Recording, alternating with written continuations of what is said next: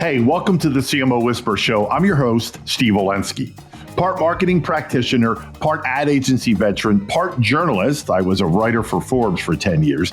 I've had so many insightful conversations over the years with business leaders, to athletes, to celebrities, to, of course, CMOs. The only difference now is instead of sharing those insights through written form, I'm doing it this way. My guest today is Chris Johnson. Chris is the managing partner of Tomorrow Today, a leading AI consulting firm that helps companies harness the transformative power of AI through strategic AI roadmaps and advanced AI implementations. He is also the founder and CEO of LT, a full-service marketing agency focused on creating meaningful customer experiences based on strategic insights. With 30 years of experience leading clients through technological shifts, including the internet, e-commerce, social media, and digital marketing, Chris brings expertise in today's rapidly changing world of marketing AI. Chris, welcome to the CMO Whisper Show, my friend. The pleasure is all mine. I can say, even though we just met, it definitely seems like we've known each other a lot longer, right? Yeah. Just kind of that kindred thing. The opportunity to tell my listeners a little more about Tomorrow Today, other than it's a leading AI consulting firm. Tell me about it. Tell us about it. When did it start? What prompted you to start this company? Sure. Happy to. So let's rewind back to end of November 2022. OpenAI releases to the public Chat GPT 3.5. I'm actually at Magnet's an organization of agencies from around the world. I'm on the board of that organization. I'm at our board meeting in New York City, and this hits, and a couple of us just start looking at it. And we're amazed at what it could do. And then also started with some introspection and started thinking like, wow, this thing, maybe not today, but you could see where it was going to go. This thing is going to do a lot of things that agencies do and where we provide value for our clients. And so as I thought about that through December, I went into the new year and I said, well, this stuff's not going away. It's only going to get better. Both have proven to be true. And so strategically, what I decided to do was invest as much as I could in these emerging platforms, bring them to the agency, teach, give people access to tools, reinforce, and so that we could become better at using these technologies than everybody else and retain competitive advantage. And so I went through a journey on all of 23, both the giant change management exercise of people rethinking how they get work done, navigating intellectual property concerns associated with AI-generated content for our clients. And then ultimately, I started building tools inside of the agency that drove speed and efficiency. And as we started building these tools, and by tools, I mean things that integrate with AI to create automations and create massive speed and efficiency. And as I was creating these things and looking for opportunities, I found that while using it in marketing is interesting and there's a lot of great use cases, some of the more powerful things that we were creating had nothing to do with the advertising industry or marketing. They had to do with finance and HR and operations, project management. And these tools were working great for us. And so as I got towards the end of the year and I was doing a little bit of speaking and talking to executive teams about AI, I started to realize that a large majority, I'll just say that, a large majority of executive teams have a general understanding of what AI is, but there's a gigantic gap between their current understanding and what practically they could do in their business today to gain the same speed and efficiency that we had. And so first of this year, I started Tomorrow Today and have been focused on educating executives, helping companies create strategic plans and roadmaps for how they should look at safely, responsibly, but effectively implementing AI. And then also building integrations with AI and tools that drive that same speed and efficiency that we were getting at LT. Interesting. So let me ask a question, may not be the smartest question, but I'm known for those. Just from a business perspective, why not just create another division, if you will, of the existing agency? Yeah, I mean, that's a great question and something I thought about a lot. I wasn't convinced that companies were looking for their agency to be leading them through an AI transformation. And by creating a separate entity with completely different people, different levels, different kinds of talent that we're using to do this, we're coming at it from a different angle, and we're having much more productive conversations. We're having similar conversations at LT and trying to up-level the executive teams of our clients, but it's a bit of an uphill battle, I'll tell you that. And we're offering to do it just as an agency partner. But the CEO or the CFO or the COO aren't necessarily looking for their agency to do that. And from what I'm seeing right now, they're looking for other resources that are doing just that. So you kind of touched on a little bit. Is there some overlap between tomorrow today in LT? Yeah, so I mean, I am CEO of LT, and I am still spending time in that business. We have an exceptional management team that's running the day to day. Really, a lot of my role is I'm still driving AI use inside of the agency. Especially on getting, as I went back to that reference to change management, getting people to think about how they might use AI first and change the way they do work is hard. And it takes a long time. So I'm still doing that work, still working with the developers inside of LT on building more integrations and continuing on that front. And then also offering guidance to LT clients, specifically LT clients in that domain. And then I'm putting the rest of my resources into starting and getting Tomorrow Today off the ground, which is just going great this year. Very busy. So who are you working with in Tomorrow Today? Are they other agencies? Are they brands? Both? No, on that front, it's COOs, CIOs, CTOs. I mean, it's interesting. I mean, we're working with large public companies who have very capable staff inside of their IT organization. But the challenge is that staff already has a bunch of things to work on, and tasking those teams to learn how to create these platforms and attack the problems that we're attacking, and then actually go build them. They just don't have the resources to do it. So companies are looking to us to develop those approaches and actually implement them. Yeah, it's a good segue to my next question is like, where do you see agencies and in fact, client-side marketing teams in their journey of adoption of AI? Could you clarify that? Like, where do they end? Like, what does the end state look like? No, where do you see them where are they in their journey right now of adoption of AI? Both client-side, and agencies. I think agencies from my view, are more advanced than clients.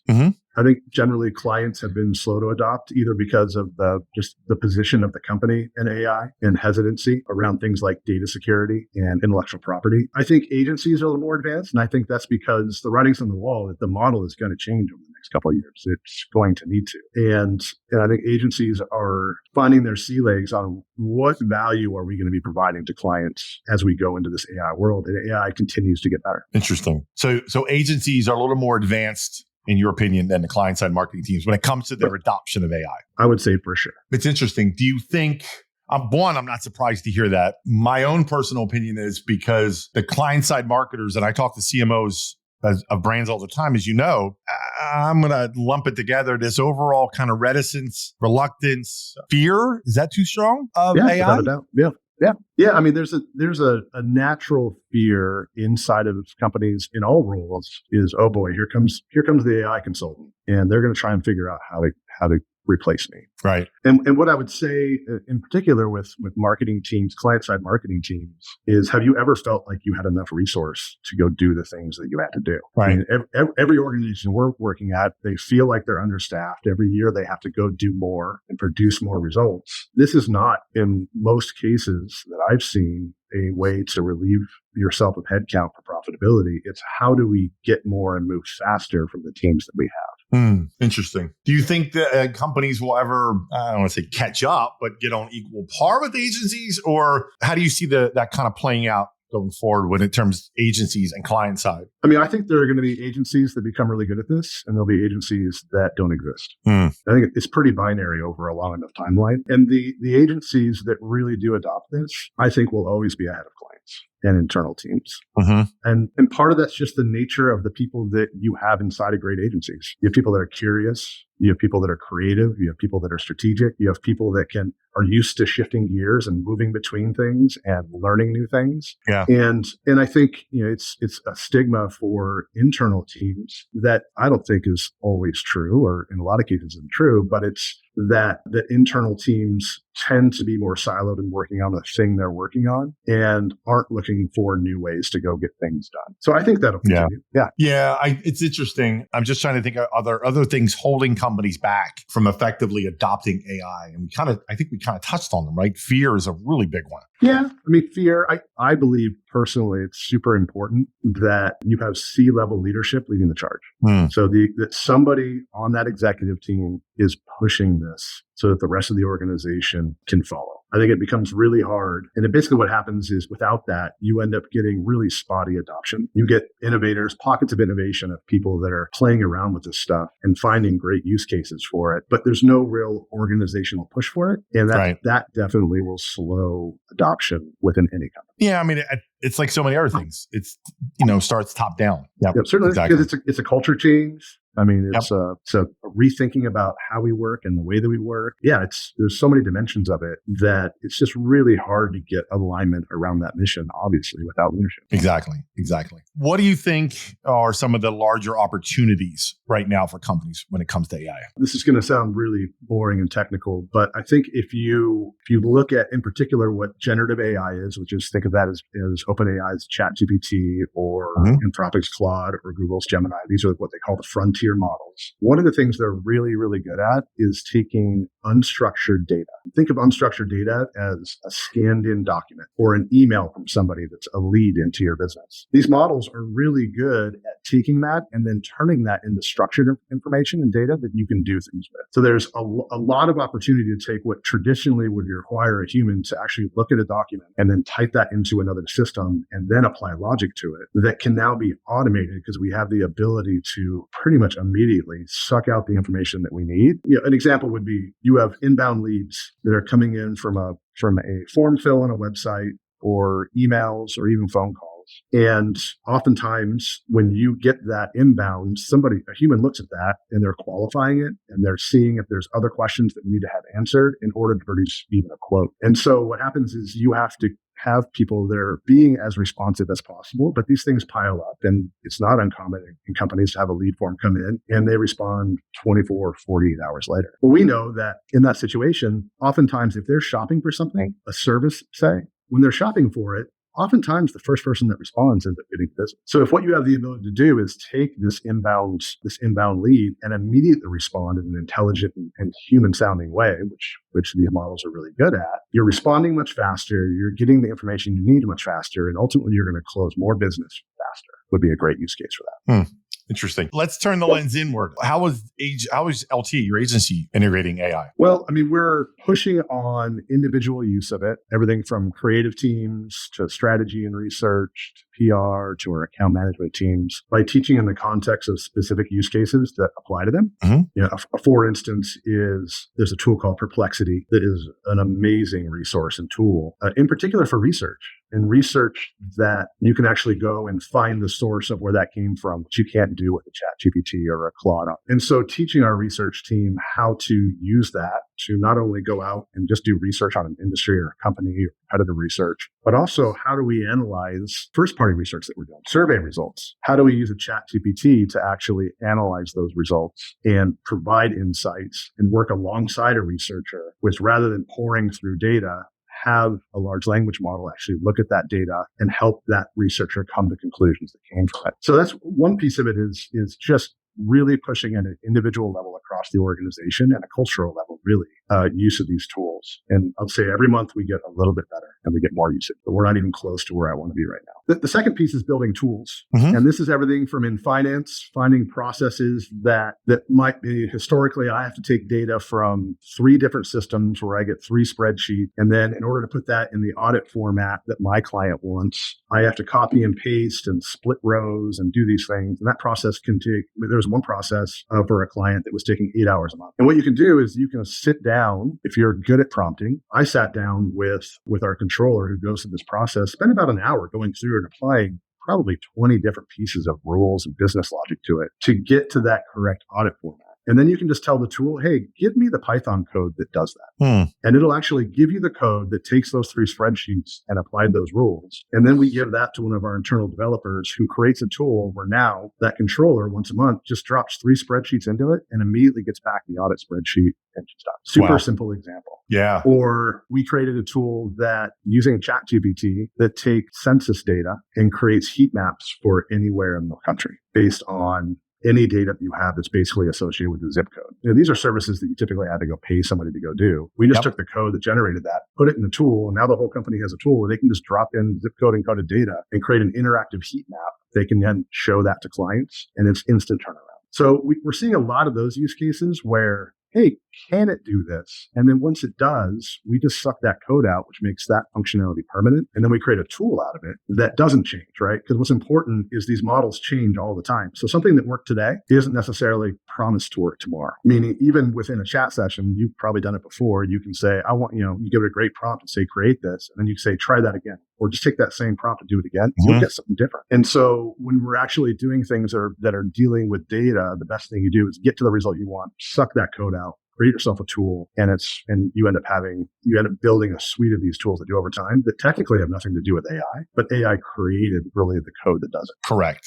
It's the tool. Yeah. And then we've gone deeper. We basically integrated with our project management system that has actuals of what it took to do work. And we're pairing that with statements of work of what we sold things for, which allows our business development team to actually have a chat bot they can chat with, that they can say, hey, our client is looking for a social media campaign. Here are some of the parameters for it. What does the scope of work look like for this? What would be an estimate in terms of effort and cost to do this? And it's taking kind of both of those worlds in a chat interface and allowing them to quickly create estimates to be able to quickly respond to clients and also not have to involve broader teams. And the good news is we're using actual data, historical data from the last 10 years to come up with that. Right. So before I move on, put on the, as best you can, the prognosticating hat. Where is this going? Oh boy. Yeah, I know. I can't even, I feel like I can ask you to predict 30 seconds from 30 years. I mean, it's so fluid. Yeah, I hesitate to predict beyond a year. I mean, I think we're going to see in the next 6 months to a year, the next version of these models, Chat 2.5, Claude 4, Gemini 2, and they're going to be bigger and better and more accurate. And the things that we do today are just going to become faster and better, a lot less iteration on it. Next up, probably next year, is you'll start seeing agents, and think of agents as it's an AI system that can then take action for you. So a simple example is, hey, I need to book a flight from Phoenix to New York on October 2nd, leave in the morning, get there in the evening on American Airlines, and it will just go do it for you, right? So that's agents are things that take action for you, and they're going to be very narrow and very specific. There's not going to be, Jarvis from the Avengers world that can just do anything for you, but there will be an agent that will go and make travel reservations for you. And so you're going to start seeing these things come out in terms of the ability to take action, and you're going to see a lot of them. Yeah, long term, Sam Altman, who's the CEO of OpenAI, I think it was 6 months ago, said that he sees a future in the coming years where AI is going to be able to do 95% of what a marketer does today. And that's a scary statement. And he's known for making scary statements, but that's the world that we have to look at. And so on an agency side is, how are we going to adapt in that world to provide value outside of what it is? If 95% of what we do, AI is going to be able to do, how are we going to adapt, and what value are we going to bring to our clients? Correct. I don't have an answer. I don't have an answer for that in LT. We're just trying to become good at AI, right? And be proficient in it so that in today's world, we can compete better. But long term, there are some real just big picture questions that we're going to all have to, both client side and agency side, really start to think about, where is the value chain of the services that we have today? Is it building tools that clients use? Maybe, right? Is it providing services that we don't even close to provide today that AI can't do? But really get to the soul of who you are as a company and where your value is now, and figure out, if there is a world that's like that, what does that look like for us? And what would our clients actually pay us to do? Exactly. Yeah, exactly.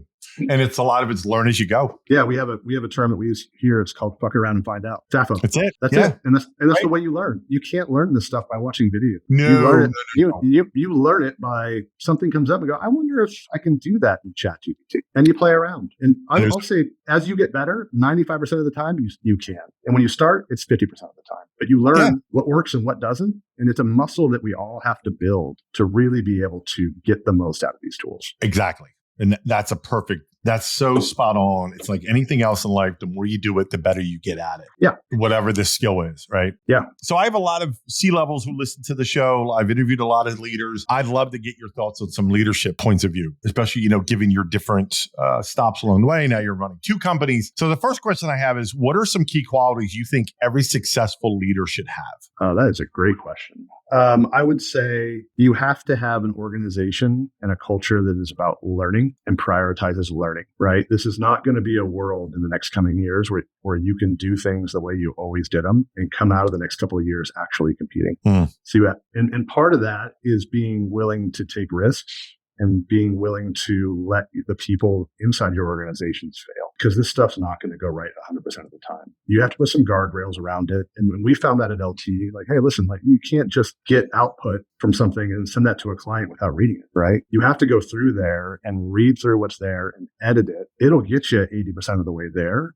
But as humans, what we do is still super important in terms of the context we're bringing to any problem-solving situation or any creative situation. As humans, we have to look at this as a tool that we're using that makes us create better work and do that much faster, but not a tool that's just going to do our work for us. Yeah. And so you have to look at situations like that inside your organization. What are the guardrails we're going to put around this? Say, should we ever put personally identifiable information, PII, into one of these models? Absolutely not. Of course, you shouldn't do that. Right. You have organizations that are highly regulated. So how are we going to provide access to these models and these tools and still be within regulatory compliance? Yeah. And so it's this kind of weird blend between how everybody is using these tools and what does our infrastructure look like and what does our governance look like to make sure that we can move as fast as we possibly can, but also do that in the safest manner. And it's a lot. It's a lot to take on. It is a lot. Yeah. Okay. And I would say the strategy should be crawl before you walk, right? Yes. It should be, look for small wins and start showing those, but do things that are less risky. And then as you become more comfortable, start to look at how you're really going to invest in this and accelerate the company. Let me flip it now. And you're talking to someone who's just stepping into their first leadership role.